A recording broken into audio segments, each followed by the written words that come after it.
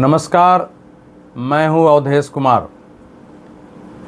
तो आपने भी वह दृश्य देखा होगा और कौन भारतीय होगा जिसके अंदर गुस्सा नहीं पैदा होगा कि हमारे देश के राष्ट्रीय प्रतीक अशोक स्तंभ को किसी मजहब के विरुद्ध मानते हुए और वहाँ के लोग उसको तोड़ें और उसके पक्ष में वहाँ की सरकार, सत्तारूढ़ पार्टी और अनेक दल खड़े हो जाएं। दुनिया में कोई ऐसा देश नहीं होगा जहां उसके राष्ट्रीय चिन्ह को इस ढंग से अपमानित करने के विरुद्ध कठोर सजा का प्रावधान नहीं होगा, और किसी ने किया होगा तो उसको कठोर सजा नहीं मिली होगी। ऐसा दुनिया में नहीं हो सकता है। हजरत बल, आप जानते हैं कि श्रीनगर में हजरत बल को हमारे देश के मुसलमान मानते हैं कि यहाँ मोहम्मद साहब का प्रतीक है, और इस नाते हमारा पवित्र स्थल है और उसकी अनेक घटनाएं इतिहास में अंकित है हजरत बल की।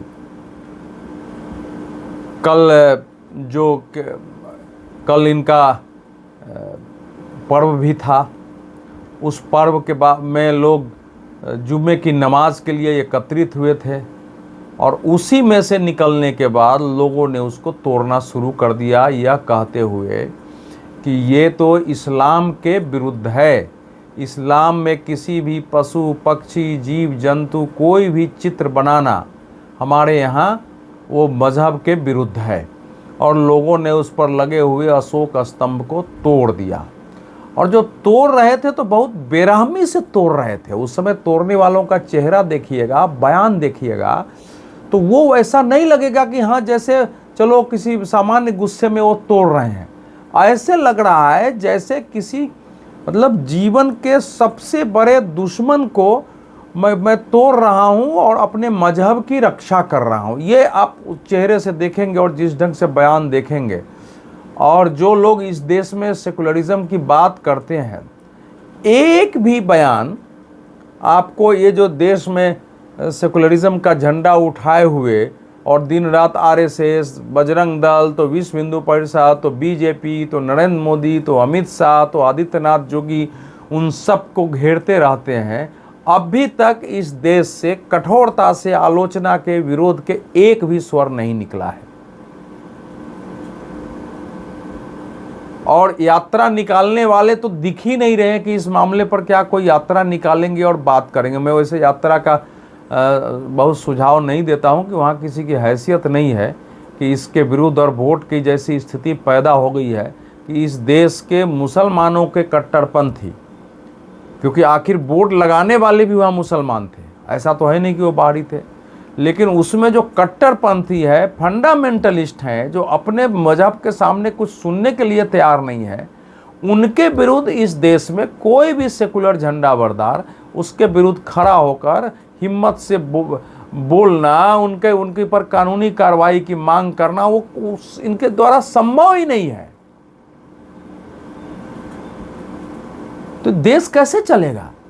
अब वो वक्फ बोर्ड ने वहाँ पुनर्निर्माण कराया था, तो जब जीर्णोद्धार होता है तो हम सब लोग देखते हैं कि एक शीला पट्टी लगती है, वो पट्टिका पर लिखा होता है कि ये इसका पुनर्निर्माण किया गया, इतने तारीख को इसका उद्घाटन हुआ, उद्घाटन फलाने ने कहा, वो शीला लगाया जाता है। तो अब चूँकि वक्फ बोर्ड जो है भारत सरकार की संस्था है, तो स्टेट वक्फ बोर्ड जो है भी सरकार की संस्था है, तो जो कोई भी सरकारी जो आपको लेटर मिलता होगा तो सरकार का मतलब भारत का एक चिन्ह होता है, उस पर टेंडर भी निकलता है। तो अब देखेंगे सरकार के विज्ञापन भी निकलते हैं, तो उसमें भारत सरकार लिख के ये किया जाता है। जब कोई भी संस्था निकालती है तो एक नॉर्मल है कि उस पर पूरा अशोक स्तंभ लगाया जाता है। ये कोई पहली बार नहीं हुआ होगा, और उसको पूरी तरह ध्वस्त कर दिया गया।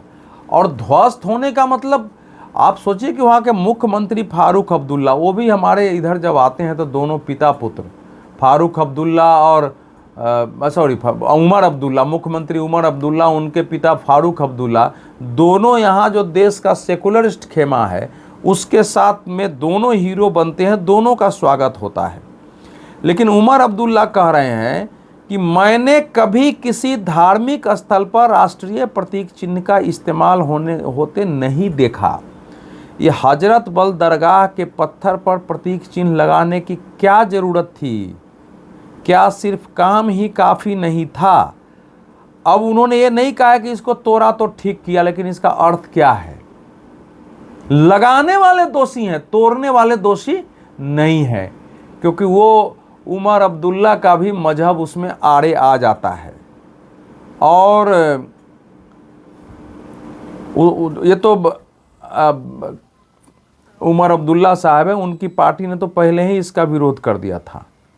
उनकी पार्टी के जो एक विधायक हैं, उस विधायक साहब ने तो पहले से ही इतने बयान दिया था कि पहले से ही करने लगते, हमारे मजहब का अपमान है, ये हमारा मजहब के विरुद्ध है, इसको हम सहन नहीं करेंगे।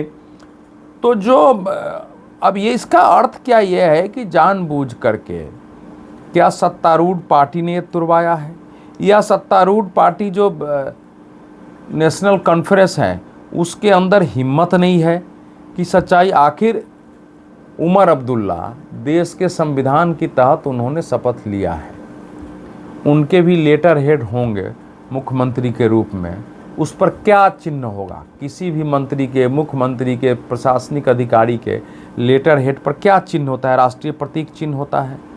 अगर वो तोड़ दिया गया है और तोड़ने के बाद जो है, अगर उसको आप कह रहे हैं कि क्या ज़रूरत थी लगाने की, तो आप उसको लगाने नहीं देते? वो हिम्मत आपकी थी नहीं? तो आप अब लगता है कि इससे समस्या जो है अब आपको क्यों बढ़ी होगी।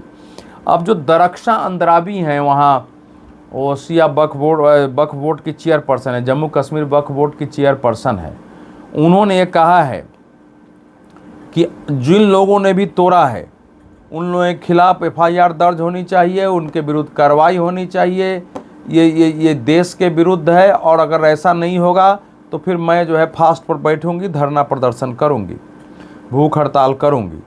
चलो बहुत अच्छा है, लेकिन क्या ये हैसियत है कि हजरत बल दरगाह के सामने इस ढंग से वो करने जाए तो जम्मू कश्मीर में एक नया बदलाव होगा और उनको सपोर्ट मिला जाना चाहिए।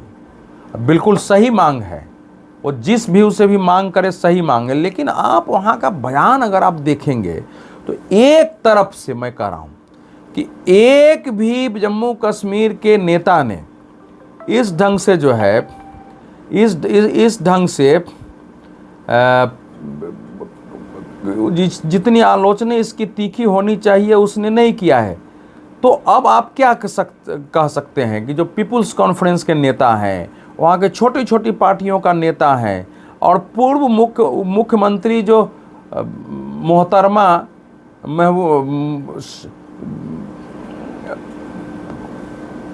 महबूबा मुफ्ती साहब हैं, महबूबा मुफ्ती तो उसका खुल के सपोर्ट कर रही हैं। वो कह रही हैं कि भाई आपको धार्मिक जो है, धार्मिक पर वहाँ लगाया है, ये हमारे इस्लाम के विरुद्ध है, और ये इस्लाम जो है वो कह रही हैं कि राष्ट्रीय प्रतीक को तोड़ने की ही कोशिश नहीं गई, बल्कि मूर्ति जैसी आकृति को नुकसान पहुंचाया जो मजहब के हिसाब से जायज़ नहीं है।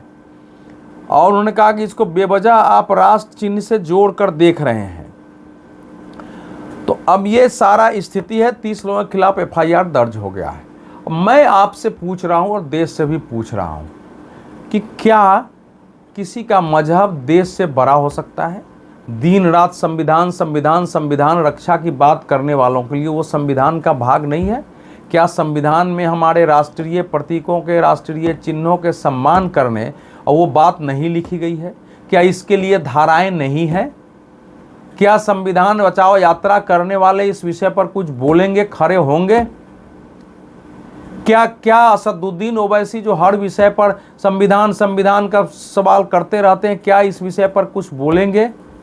क्या इस देश में संविधान की आवाज़ उठाने वाली जमीयते उलमाए हिंद की संविधान खतरे में है नरेंद्र मोदी के शासन में, उसके लोग सामने आएंगे? कोई नहीं आएगा। ये है असलियत। हालांकि मुसलमानों में भी मैं ऐसे लोगों को जानता हूं जो इसको पसंद नहीं कर रहे हैं और इसके विरुद्ध हो सकते हैं, लेकिन इस देश की सेकुलर पार्टियां, सेकुलरवादी पत्रकार, सेकुलरिस्ट सो कॉल्ड जो है activist, so called secularist academician, ये सब उसके साथ नहीं खड़े होंगे। ये इनको यही इसी में इस्लाम दिखता है।